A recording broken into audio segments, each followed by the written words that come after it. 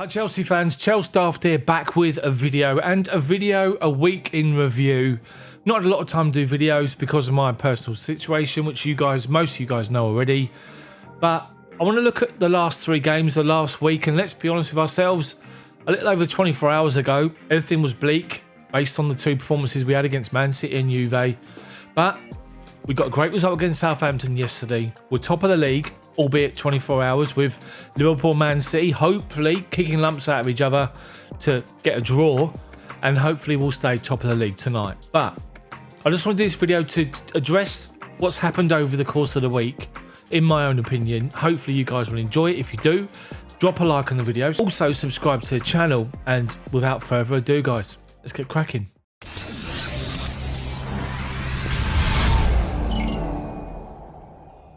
So we went into the Man City game and we were full of confidence, playing well, scoring goals, looking like we could really take the game to Man City. If anything, in my own personal opinion, the team that took on Man City in the Champions League final, compared to the team that we've got now, I think that we are better at the moment. That the team that we've got, with Lukaku up front, the firepower that we've got, the options we got from the bench, I think that our whole package as a squad and as a team is better than it was that beat Man City, and it should have gone and attacked Man City last week. Didn't happen for whatever reason. Thomas Tuchel spoke this week ahead of the Southampton game, talking about the fact that very, very different games, the Man City game and the Juve game, and I'm completely agree with him. But my honest opinion, and as I said on my live match commentary, as the plane goes over, believe it or not, was that yes, there were two very different games. The first one, we just sat back and didn't show ourselves and what we're capable of against Man City. And against Juventus, we huffed and puffed and puffed and huffed and puffed. And it was just crying out for a change, which never happened. Yes, two different kinds of defeats, but they were telling for me. And both poor for their own reasons. And that's why the game against Southampton yesterday was so important. But the Man City game, it just frustrated the life out of me as to why we sat back, why we defended, why we let Man City have so much possession. We beaten them 3 times in a row, including the Champions League final. Our tails were up, we were confident. We should have gone in that game and taken the game to Man City, and we didn't do it. And that was really frustrating for me. And you sort of come away from that game thinking to yourselves, you know, what on earth just happened there? You know, I said it at the time. You can accept being beat by a team where you've given you everything and they were just too good for you on the day. Or they had a lucky break or a lucky deflection or whatever. Yes, the Man City goal was deflected, but let's be honest, we hardly did anything against Man City. They deserved to win the game. And that was the most disappointing thing. We've gone from just making them look, their attacking team that day in the final was far better than the team they put out against us last week, because they had so much attacking potential, and we sat back and we defended, but we also attacked the Man City when we could. But like I keep saying, or I said in the beginning of this video, the team and the squad we got now is better than what we had last year. Lukaku up front as a focal point. We should have taken the game to, and we didn't do it, and that was just so just disturbing for me as to how you can approach the game in that way. So we come away from Man City and we're just frustrated as hell, as I was, my live match commentary in my video after, which you can find on this channel. And then we sort of build ourselves up to Juve.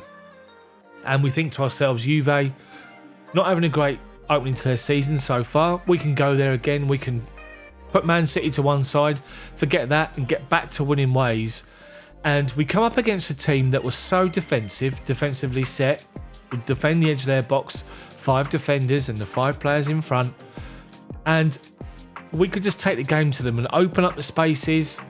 It just didn't happen. We just kept doing the same thing over and over again, going one way, not working, can't find a gap through, come back, go across the pitch, go backwards first, the back 3, go forward on that side, try to do something there. It just wasn't happening. And it was crying out, as I said on my live match commentary, for Timo Werner just to mix the game up as a ball over the top. Now, in a game where Juve are quite happy to sit back and defend and look for a counter-attack, which, let's be honest, twice in the first half they nearly got in, They did after 11 seconds second half, and obviously that won the game, but I digress. It was obvious the way they're going to play. Defending in narrow, the two fullbacks are tuck inside. They defend narrow, allow Chelsea the width, but no, as soon as the ball goes inside, they can defend it quite happily. All it took was for Thomas Tuchel at half-time or some point in that game, second half, hopefully early, to say to Timo Werner, right, you go on, just keep making runs in behind. And literally get a shout out to the midfielders on the pitch. Every time you get the ball over the top. Just do it for 10-15 minutes against Juve. Make their defence turn round and face their own goal and have to chase him and his runs, or be aware of him and his runs. And by them dropping off slightly deeper to compensate for Timo Werner's runs would mean we'll have much more space in front of their back four, because we just didn't have that. Lukaku pushed up against them, easy to mark. They can see him in front of him. Kai Havertz pushed up with Lukaku, easy to mark. He plays in front of their back four. They could see them moving around and dealing with them, marking them quite easily, or balls being played up to Lukaku's feet where Bonucci kept on, stepping in front quite happily, getting the ball away. Change it. I was calling out for it to be changed, it wasn't. Ball over the top. Every time you get the ball, first 10-15 minutes, just keep playing those balls over the top. Turn them around, chase it. Make them chase back to their own goal even, and it just didn't happen. And we played into their hands. And for the second game running, Man City, we played into their hands by being so defensive. Juve, we played into their hands because we did not mix things up. And they had a game plan which was perfectly executed with a great goal, you got to say, to beat us. We lose both games 1-0. It's drastic, it's awful. After the way we started the season, it's just like, what is going on? And there's a little bit of panic. And I was going to do a video, try and get a video done on Friday before the game yesterday, just to say, look, you know, is this sort of something that's bad that can be resolved, or, you know, is this going to turn into something that's going to be a nightmare? And thankfully it wasn't, because the game against Southampton yesterday, okay, people talk about the fact that Ward-Prowse's red card changed the game, but Chelsea went with a team that was exciting, with the likes of Chalobah, Hudson-Odoi and Loftus-Cheek, more on him, into the team. And Chelsea done well to get the 1-0 up. Obviously the penalty from Chilwell. Chilwell's not been himself, as we know, for what Thomas Tuchel's been saying. Gave away the penalty, 1-1. Now, God only knows how it could have played out, but the options Chelsea had on the bench compared to theirs were far better than Southampton's. So of course the likes of Mount and others coming on, Barkley coming on, we were going to have plenty more options to change the game. And the good thing was that Chelsea actually managed to do that. Barkley, great ball out to Azpilicueta, first time cross for Timo to score a great goal, and having the goal disallowed first half to go 2-1. And obviously the late on Chilwell getting some redemption for his penalty, which was a Stonewall penalty, by the way. A great volley. He turns his body to hip height, great volley, great goal. And we win the game 3-1. It looked a bit dodgy at times, but again, the options that we got the win, and that takes us top of the league. So everything's rosy again. Or is it? Now, I want to be completely positive on this channel. Of course I do. But we have to acknowledge the fact that we had two bad performances for different reasons. And we need to make sure that's addressed. That we can't be the same again this season. We can't go defending, setting up as a defensive shape and not attacking teams. Bearing in mind, teams will be afraid of us because of the options we've got in attacking areas, added with Lukaku added, for example. We can't go and try and play away against Juve in a game later this year against anybody else, because let's face it, teams are going to watch the way the Juve defending against us and know, I'll just do that against Chelsea. They can't break you down. They don't mix things up. So we can't afford to be that way again. So if that happens again, we need to mix things up and going forward. But the good thing is that we've ended the week on a high. And yesterday was a high. Yes, I know it's only Southampton, but we faced adversity. We come through it with options. And those options include Ross Barkley, who's impressed in recent weeks. But RubenLoftusCheek, what a transformation for him. The player you saw playing on loan at Fulham last year, who, for me, I keep saying it on my channel, Loftus-Cheek's like a Rolls Royce. When he's in full flow and he just glides across that pitch, he's just outstanding, unplayable. He's amazing. His Achilles injury was awful.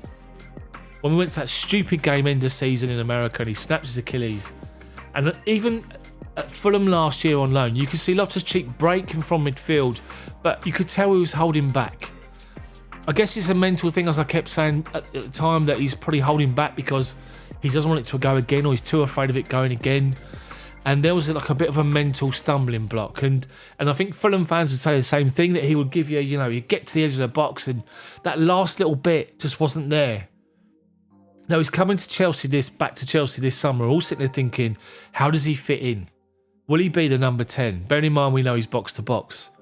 But what Thomas Tuchel has done with Ruben Loftus-Cheek in the short time that he's had him at the club has been amazing, because Loftus-Cheek is quite happy to sit in this sort of deeper line midfield role again, next to Kovacic yesterday, and he's quite happy to collect the ball in space but then spin, similar to Kovacic. Now people talk about Jorginho and Kovacic, and Jorginho being just side to side, and I completely agree with that.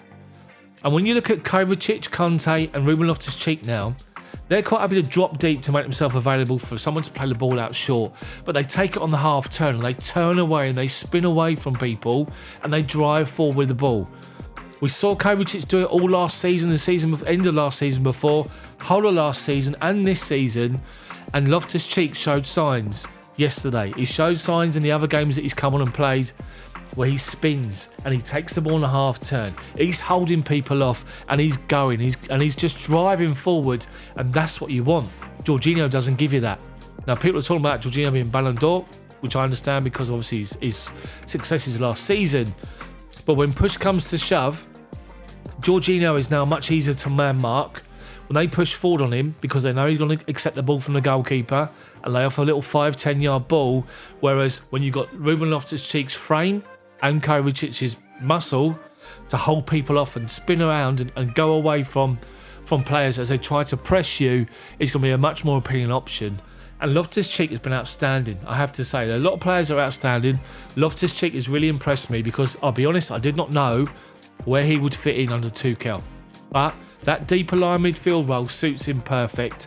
And as I said about last year, with the Achilles in his head maybe, there's no signs of that this season, and it's so good to see. So the positives that we've got after a bad beginning of the week and the middle of the week is that we managed to dig out the result yesterday, plenty of options on the bench, and Ruben Loftus-Cheek, which is a massive positive. Heading into this international break now, which is just international breaks just do my head in, and we have to be positive. We're top of the league. Let's hope, as I said, City and Liverpool kick absolute lumps out of each other today and they get a draw, and we set ourselves and we stay at the top of the Premier League during this international break. That's it from me. Probably a lot of chat, a lot of waffle maybe, but hopefully you get the feeling from me the same. You feel the same way. If you do, drop a like on this video for me, subscribe to my channel, and make sure you hit the bell for notifications, and then take a look around the other videos to get a real feel for what we do on the channel here. I've got a 4-month-old baby, so at the moment I'm working full-time, trying to look after the baby after work, to try and take over for my wife. So I'm only doing 1 or 2 videos a week at the moment, but that will improve over time back to like a 3, 4, 5 videos a week. So I appreciate every single one of your support. Hopefully you've enjoyed the video, as I said. If you have, post your comments. Thanks for watching. Enjoy your Sunday. See you next time.